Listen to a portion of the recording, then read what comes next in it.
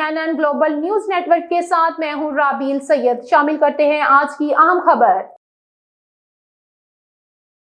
چیچا وطنی پولیس کی بڑی کارروائی، چوری کے مختلف مقدمات میں بڑے چور گرفتار۔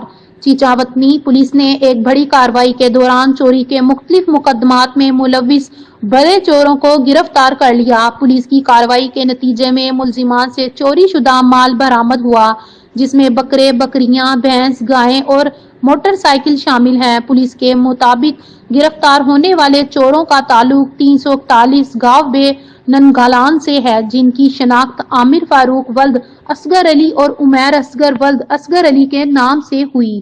یہ ملزمان متعدد چوری کے مقدمات میں ملوث تھے۔ اہلِ علاقہ کی جانب سے عادی چوروں کی گرفتاری پر چیچا وطنی پولیس کی کارکردگی کو سراہا گیا۔